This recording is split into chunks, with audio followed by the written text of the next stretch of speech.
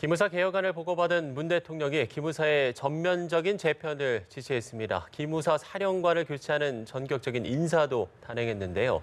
이에 따라서 그 배경과 또 앞으로의 전망에 관심이 주목되고 있습니다. 네, 오늘 두 분의 전문가 모시고 관련 소식 짚어보도록 하겠습니다. 현근택 민주당 상근부 대변인, 김광덕 전 한국일보 정치부장 나오셨습니다. 네, 두 분 어서 오십시오. 안녕하십니까. 안녕하세요. 자, 문재인 대통령이 국군 기무사령부를 해체하고 또 새로운 사령부를 창설해라 이렇게 지시를 했습니다. 휴가 중이었는데 이런 결정을 내렸다는 거는 이 사안에 대해서 그러니까 이 기무사의 개혁에 대해서 상당히 좀 중대하게 바라보고 있다. 이렇게 좀 생각을 해볼 수 있을까요? 맞습니다. 마침 또 휴가를 어디로 갔냐면요. 군시설 갔습니다. 계룡대 시설에 가서 또 지하 벙커도 한번 이렇게 시찰도 하시고 휴가 중에 이거 했다는 얘기는 그만큼 시급하다는 얘기거든요. 그러니까 저는 뭐 일단 국민들 좀 안심시키기 위한 목적이 있다고 봅니다. 기무사령부가 지난번 국회에 나와서 어찌 보면 국민들한테 보이지 말아야 될 모습을 보였거든요. 아무래도 이렇게 내부적으로 해결해야지 외부적으로 이렇게 표출할 필요는 없는 행동이었는데 그로 인해서 군대라는 게 사실은 국방부라는 게 명령 체계가 굉장히 중요합니다. 어떤 명령 내렸을 때 어쨌든 수행을 해야 되는 얘기인데 이제 하극상 논란이 벌어졌거든요. 하극상이 논란이 본질이 아님에도 불구하고 굉장히 그에 대한 논란이 뜨거웠기 때문에 어쨌든 저는 좀 신속하게 개편할 필요가 있다라고 보면서 아마 뭐 경질성 임의로 사령관을 교체한 게 아닌가 이렇게 보고 있습니다. 이 휴가 중에 내린 지시라는 부분에 상당히 좀 의미가 있다라고 지적을 해주셨는데요. 네, 그렇죠. 이제 휴가가 이제 어저께까지 공식적으로 지난 월요일부터 어저께까지고 사실상은 오늘 이제 주말까지 오늘 토요일 내일까지 사실 쓰게 되는 거 아닙니까? 근데 휴가 중임에도 불구하고 이런 거를 급히 제시하는 건 뭐냐 하면 최근에 국군 기무사의 여러 가지 기무사 개헌 문건이 논란이 됐었고 기무사의 어떤 가지 정치 개입이라든가 민간인 사찰이 논란이 되는 와중에 또 국회에서 일종의 하극상 논란까지 벌어졌기 때문에 여러 가지 이거를 빨리 개혁해야 될 국민들의 요구가 있는 것이고 국민들이 또 불안해하는 것도 있거든요. 그러한 거를 빨리 대안을 제시했는데 어저께 주목할 것은 뭐냐 하면 국군 기무사령부를 해편한다고 하는 이야기를 했어요. 이게 이제 주목할 만한 얘기인데 저도 해편이라 그래서 저도 이게 혹시 이 단어가 솔직히 말해서 저도 처음에 개편을 잘못 쓴 거 아닌가 해편이란 말도 있을 수는 있는데 이렇게 해도 저도 일부러 사전도 찾아보고 그랬습니다만은 사전에는 안 나오는 경우가 많습니다. 맞습니다. 그래서 이제 해편이 그럼 무슨 뜻이냐? 해체 플러스 편성 또는 개편이라는 뜻입니다. 그러니까 해체하니까 쉽게 말하면 집을 허물고 다시 짓는다는 뜻이거든요. 그렇다면 이제 우리 비유를 하자면 건물로 말하면 리모델링 하는 게 아니라 완전히 허물고 재건축을 하는 걸 이렇게 봐야 되는데 그럼 어떤 뜻이냐 하면은 이거는 국민들의 이제 기무사가 그동안 잘못된 일을 해온 것들이 있기 때문에 대표적으로 뭐 기무사가 다 모든 사람이 잘못된 일을 했다는 건 아니고 거기에 이제 정치 군인들 일부가 결국에는 정치 개입을 했거나 그다음에 민간인 사찰을 했거나 이런 것들은 잘못된 거거든요. 본래의 보안 방첩 이런 업무를 또 해야 되거든요. 사실은 군이 우리나라의 또 안보를 위해서.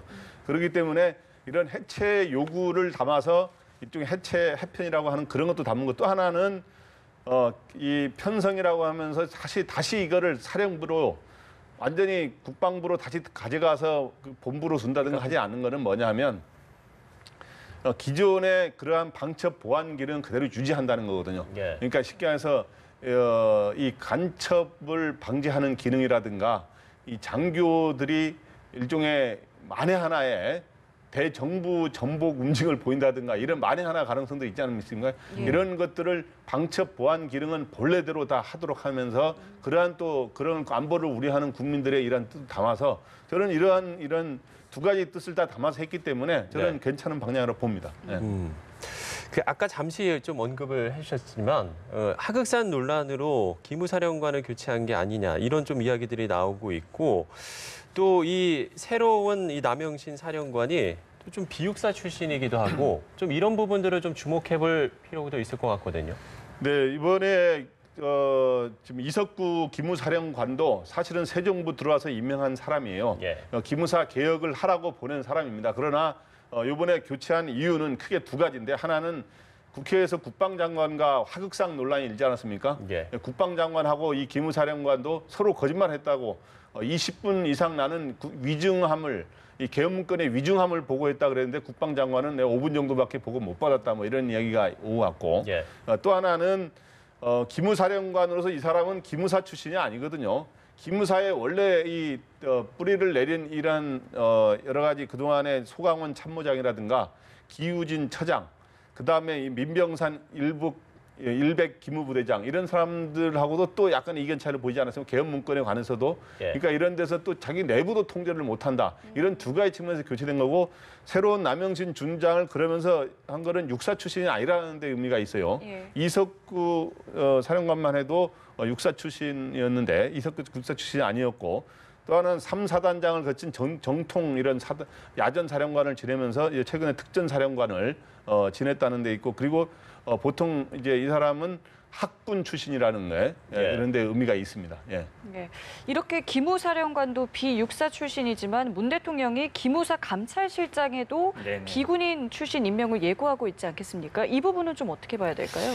현재 어쨌든 군 검찰이 합동으로 수사를 하고 있지 않습니까? 수사를 하고 있지만 항시적으로 이제 기무사에 대해서 어느 정도 좀 감시 통제가 필요하다. 어찌 보면 이제 민간의 통제가 필요하다는 거죠. 군 출신, 특히 기무사 출신인 경우는 내부적으로 감찰을 하더라도 항상 감사할 수 있기 때문에 이게 어떤 의미가 있냐면요. 지금 지금 댓글 사건이라든지 아니면 계엄 문건 관련된 분, 민간인 사찰된 분들도 원대 복귀시켰습니다.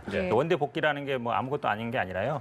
기무사 부대는 기본적으로 파견 조직입니다. 본부에 속해 있으면서 각 부대에 나가 있거든요. 그런 분들을 원대 복귀시킨다는 거는 기무 업무에서 어느 정도 배제시키는 거예요. 그리고 어쨌든 수사를 받을 수도 있다. 그리고 이 수사라는 거는 또 이 수사 끝나면 항시적이지 않습니다. 앞으로 장기적으로는 이제 항상 감시하는 게 아니거든요. 감찰 기능을 강화해서 기존에 어떤 기무사와 영향이 없는 감찰청을 통해서 그런 감찰 통제를 하겠다. 이런 어찌 보면은 저는 정상적인 과정이라고 보고요. 우리가 국방이 어찌 보면 좀 문민화가 돼야 됩니다. 이제 군이라는 것도 어느 정도 이제 문민의 통제를 받아야 되는데 거기에 지금 현재 현안인 기무사 그 중에서도 감찰 어느 정도 그런 기능을 통해서 문민 통제를 강화하겠다 이런 의미가 있다고 봅니다.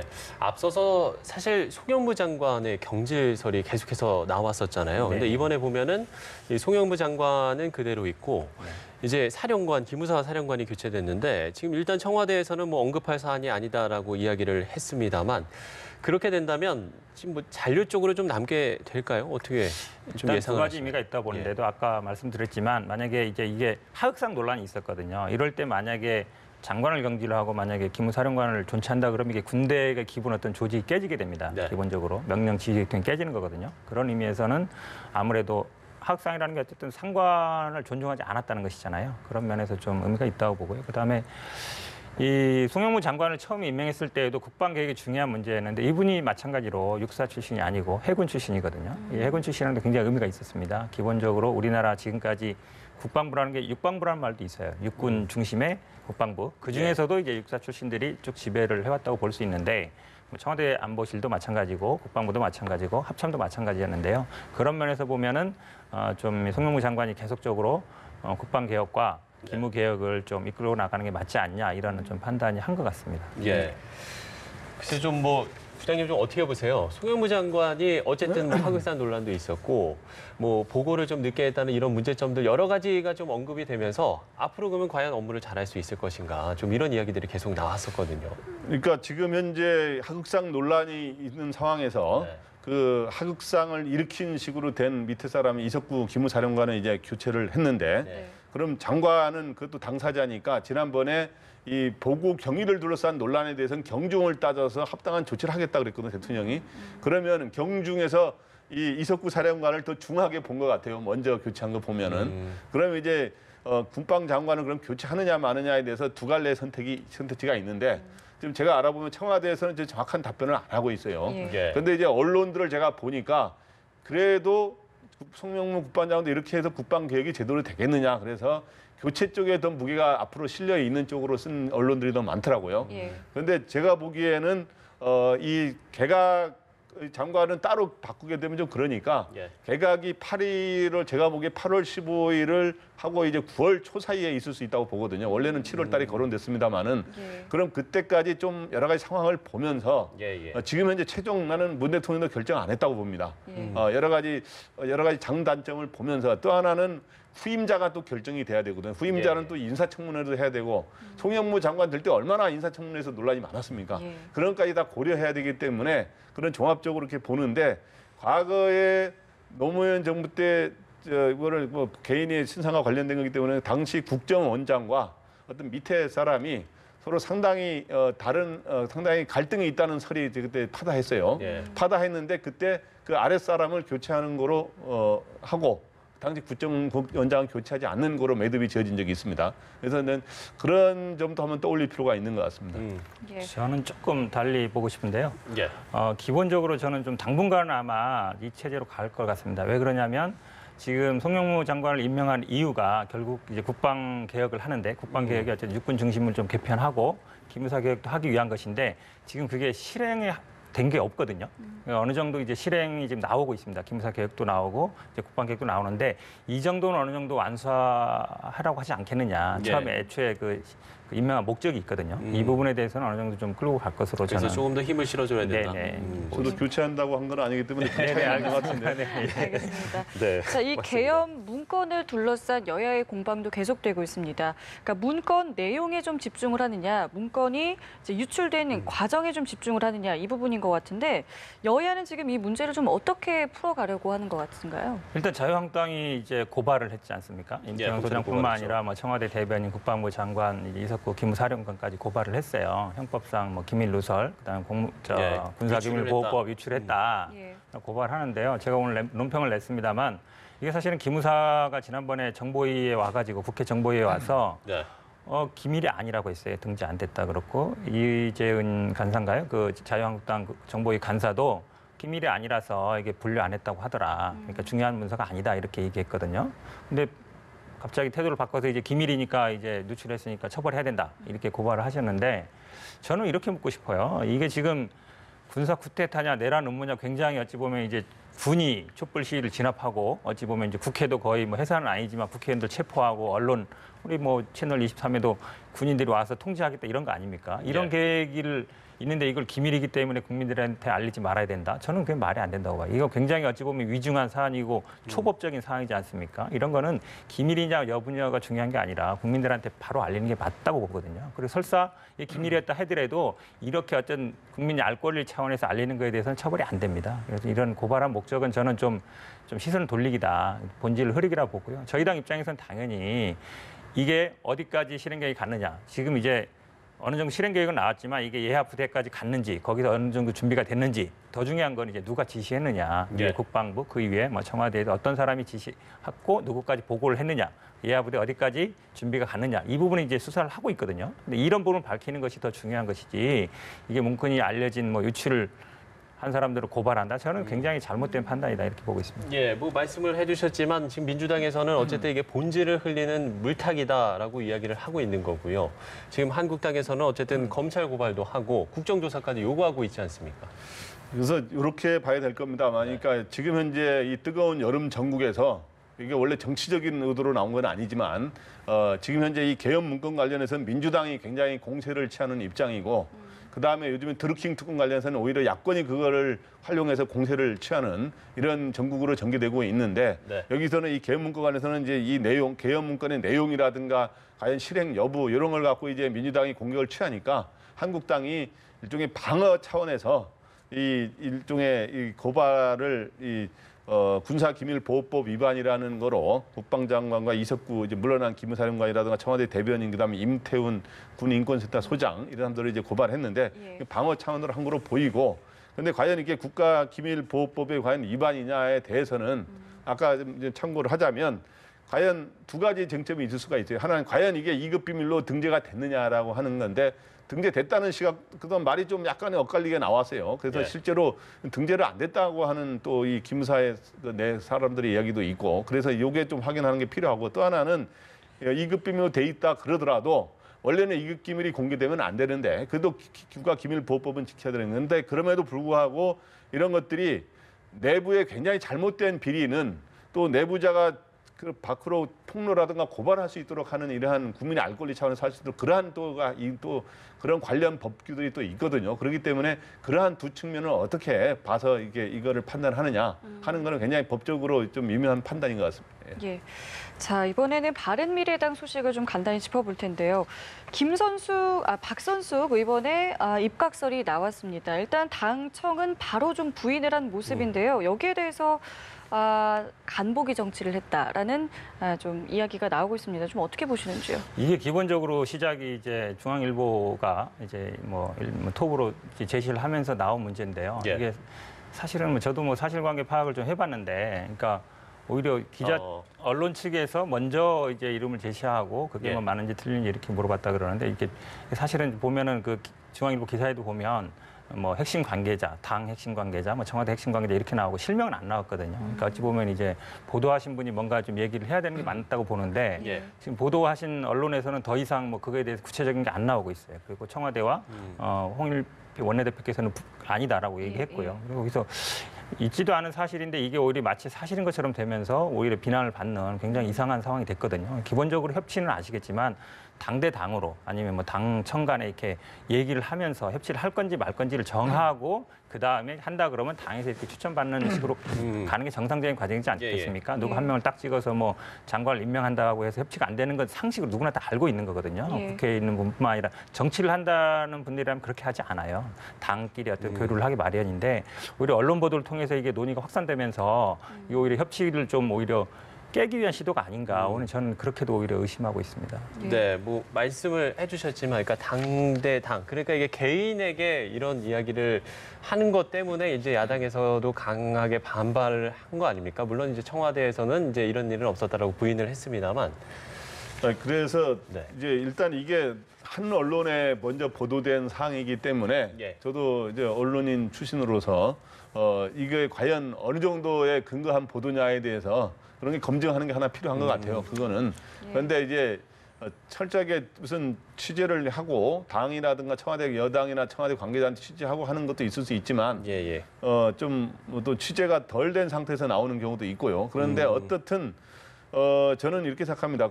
과거에도 보면은 협치를 내걸고 보면 당 지도부와 상의하는 경우도 있고 지도부 하지 않고 실제로 의원 개인하고 의견을 먼저 떠보는 경우도 있어요. 그러니까 의견 개인하고 먼저 해보고 그다음에 언론에 거론되면서 이제 하는데 보면은 그렇게 해서 언론에 먼저 나오면 대부분 불발되는 경우가 많더라고요. 과거에도 보면 실제로 총리를 누가 기용하려고 그랬는데 그러면은 그 당의 대표라든가 총재가 그걸 반대하는 상황이 있고 그랬어요. 과거에도 보면은 실제로 그거는 뭐 저희들이 어느 정도 확인된 바들인데 과거 정권에서 그렇기 때문에 이런 거를 만약에 누구를 박선숙 아마 이제 환경부 장관 입각설이 나온 거는 박선숙 의원이 과거에 환경부 차관까지 아마 지냈을 겁니다. 그렇기 때문에 아마 이제 그런 아이디어가 나온 것 같은데 또 DJ 정부에서 청와대도 있었고 여러 가지 활약을 했기 때문에 그런 측면에서 좀 이 문재인 정부와 과거에 DJ 정부에 있던 일부 사람들과의 어떤 연대 이런 걸 시도하려는 생각을 한 사람이 있을 수는 있죠. 근데 어떻든 제가 보기에 이런 것들이 가능하게 하려면 아까 말씀한 당 대 당 지도부와 먼저 이야기한 뒤에 이해해야 실제로 그 협치에 그걸 그래야 실현 가능성도 높아지고 협치의 의미도 있다 이렇게 생각이 됩니다. 예, 알겠습니다. 자, 드루킹 특검 이야기를 좀 해보겠습니다. 오는 6일이죠. 그러니까 월요일에 이제 김경수 경남지사가 피의자 신분으로 소환되는데 지금 특검에서 선거법 위반 혐의도 추가가 됐습니다. 물론 김경수 지사 같은 경우에는 지금 혐의를 전면 부인하고 있는데 그러면 이 조사 과정에서부터 상당히 법리 공방이 치열해질 것 같거든요. 두 가지. 애초에 특검이 나올 때는 이제 댓글 공작, 그러니까 업무 방해를 했다. 우리 뭐 네이버라든지 다음에 업무를 방해했다는 거거든요.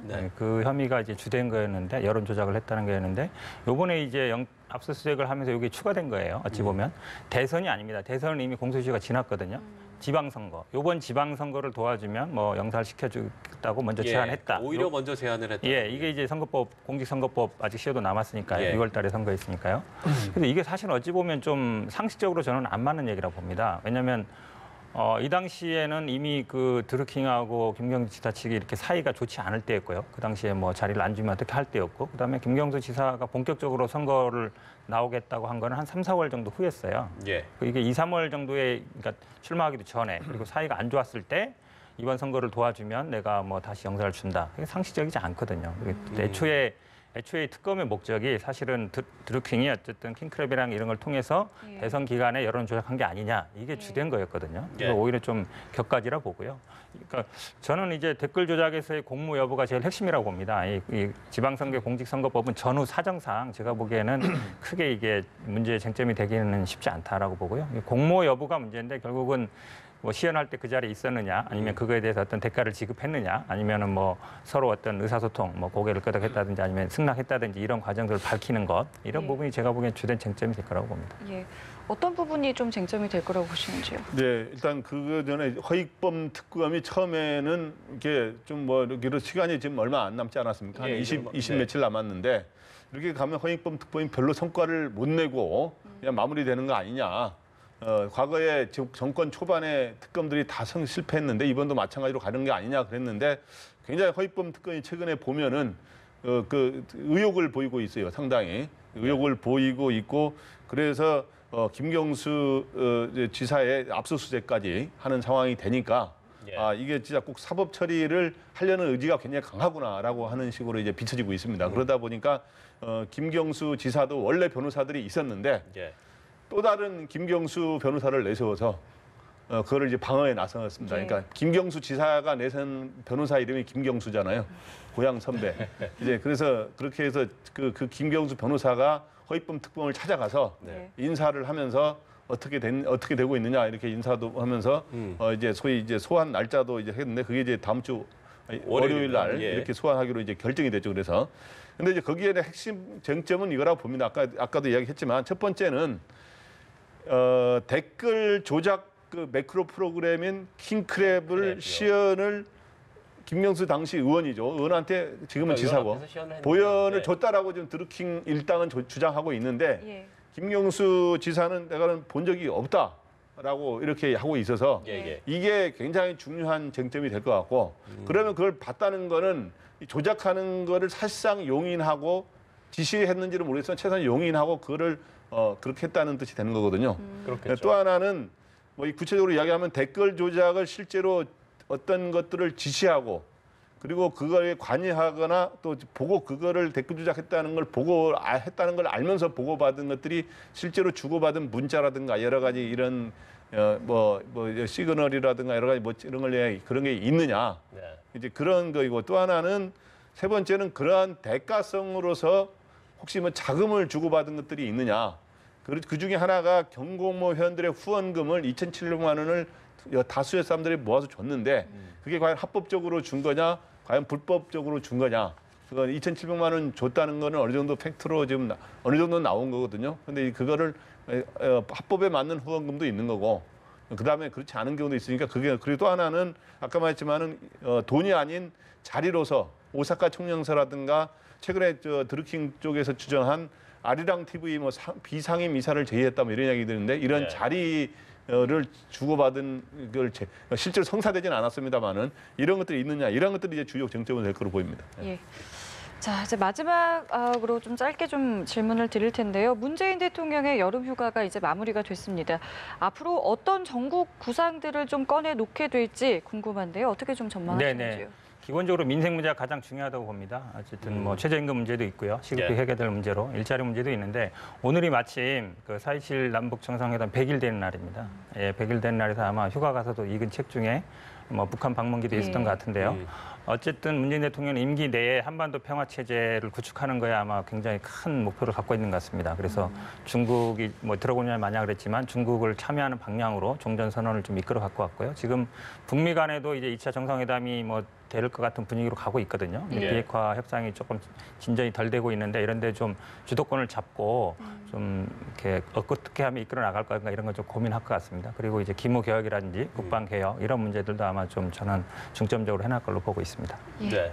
선생님 좀 어떻게 보세요? 뭐 여러 현안들이 좀 산적해 그래서 있는 이번에 여름 휴가가 왜 중요하냐면 대통령의 지지율, 대통령 지지율에 일희일비 않는다고는 하고 있습니다만은 지지율이 지금 최근에 60% 나와서 60% 턱걸이 수준입니다. 근데 이제 이것도 사실은 일반적으로 세계적인 대통령들을 보면 굉장히 높은 지지율인데 최근에 지방선거 이후에 처음엔 70% 후반대였다가 계속 떨어져 왔기 때문에 이제 이렇게 되는 거죠. 그런데 앞으로 이 60% 이하로 더 50% 떨어지느냐 아니면 반등해서 다시 올라가느냐 하는 기로에 있는 것 같아요. 그런데 그 기로에서도 중요하게 결정하는 게 네 가지인데 아까 얘기했지만은 첫 번째는 제가 보기에 가장 중요한 건 뭐니 해도 민생이요. 일자리를 포함한 이 민생이 가장 중요할 것 같고 두 번째는 북한의 비핵화 문제가 어떻게 되느냐 하는 지금 현재 아까 말했지만 판문점 선언 100일째라 그러는데 바로 그 점하고 그다음에 이제 부차적으로 이제 군 개혁이라든가 여러 가지 개혁 이런 그다음에 개각 문제 이런 것들이 이제 주요 변수가 될 거로 보입니다. 네, 알겠습니다. 저희 두 분 말씀 여기서 마무리 짓겠습니다. 지금까지 현근택 민주당 3군부 대변인 김광덕 전 한국일보 정치부장과 함께했습니다. 오늘 말씀 두 말씀 고맙습니다. 고맙습니다.